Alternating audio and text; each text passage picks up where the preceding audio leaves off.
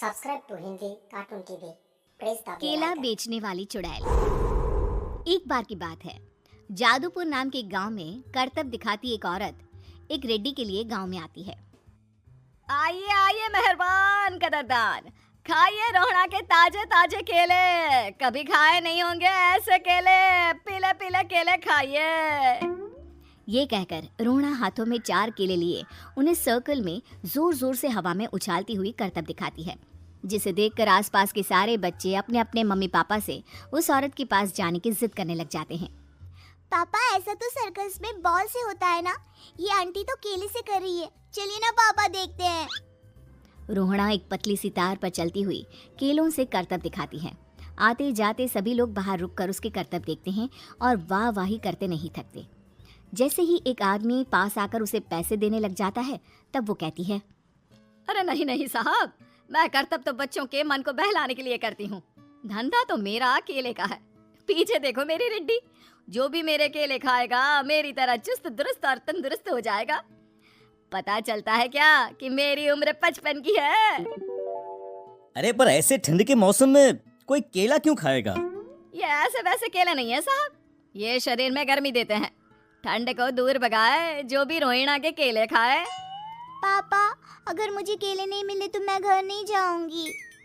तभी उसके पापा कहते हैं कि बेटा केले ठंड में कभी गर्मी नहीं देते, ये सब कहने की बातें हैं, सामान बेचने का तरीका है इनका।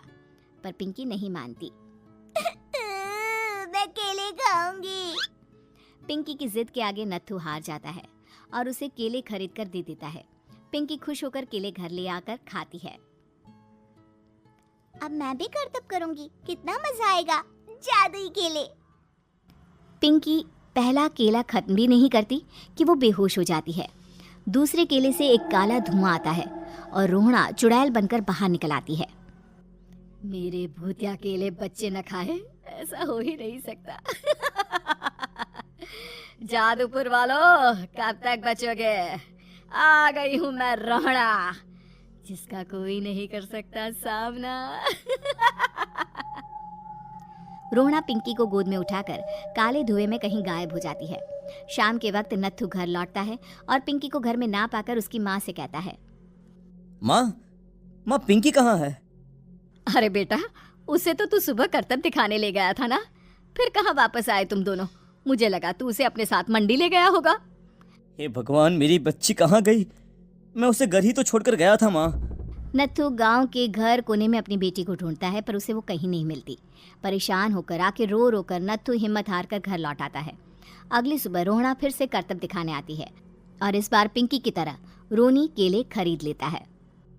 50 रुपए दिए थे पापा ने, सारे पैसों की मैंने केले खरीद लिए हैं। अब मैं भी आंटी की तरह ही करतबबाज बन जाऊंगा। यही सोचते हुए रोनी केले खाता है और पहला अकेला केला आधा खत्म भी नहीं करता कि चुड़ैल उसके सामने आ जाती है। मेरे साथ चलने का समय आ गया है रोनी। ये तो बस शुरुआत है, अब इस गांव के सारे बच्चे धीरे धीरे मेरे कब्जे में होंगे, एक बच्चा भी नहीं बचेगा। ये कहकर रोनी को गोद में लेकर काले धुएं में अदृश्य हो जाती है। इसके बाद हर रोज गांव में से कोई ना कोई बच्चा गायब होता, पर ऐसा क्यों हो रहा है किसी को भी समझ में नहीं आ पा रहा था। रोज की तरह अपनी बेटी पिंकी की तलाश में नत्थू गांव के एक तालाब के पास बैठा रो रहा था। कहाँ गई मेरी पिंकी? शकुंतला के जाने के बाद एक वही तो मेरा सहारा थी। अरे उसकी आत्मा कोस रही होगी मुझे कि मैं अपनी बच्ची को संभाल भी नहीं पाया। नत्थू ये कहता हुआ रो ही रहा था कि तभी तालाब में से उसे शकुंतला की आवाज सुनाई देती है। कहाँ थी तुम शकुंतला? हमारी बच्ची और सारे गायब हुए बच्चे रोहड़ा के कब्जे में हैं। वो बच्चों को जो केले देती है उससे बच्चे बेहोश हो जाते हैं और उसके कब्जे में आ जाते हैं और वो उन्हें ले जाकर काली दुनिया में ले जाती है। पर वो ऐसा क्यों कर रही है? ये मैं नहीं जानती, पर उस दुनिया का रास्ता मैं आपको बता सकती हूँ।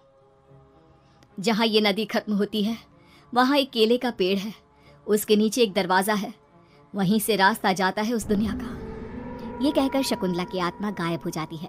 गांव के सभी लोग झुंड बनाकर उसी रास्ते से काली दुनिया में चले जाते हैं और वहाँ देखते हैं कि सारे बच्चे वहाँ काम कर रहे थे।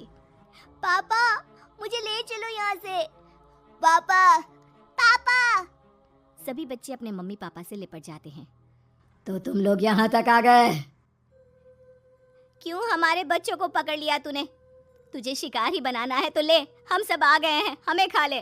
नहीं, मुझे बच्चे चाहिए, मेरे बच्चे के बदले तुम लोगों के बच्चे। क्या मतलब? मैं इसी गांव में रहने वाली एक औरत थी। केले की चोरी के इल्जाम में मेरे बेटे को गांव वालों ने इतना मारा कि वो मर गया। उसी दिन मैंने ठान लिया कि गांव वालों का भी वही हाल करूंगी। कुछ दिन बाद बेटे के चले जाने के दुख में मैं भी मर गई और मेरी भटकती आत्मा एक चुड़ैल बन गई। और फिर मैंने बदला लिया तुम सबके बच्चे छीनकर। बर्दाश्त नहीं कर पाए ना? सोचो मुझ पर क्या बीती होगी। हमें माफ कर दो रोना, पता नहीं ये किसकी गलती थी, पर हम सभी माफी मांगते हैं। हमारी खुशियां लौटा दो, तुम भी तो एक माँ हो। गांव वालों की बात सुनकर रोना का मन पिघल जाता है और वो बच्चों को छोड़ देती है। उसके बाद काली दुनिया बच्चों के लिए जादुई दुनिया बन जाती है। अब कोई भी कभी भी वहां आ जा सकता था।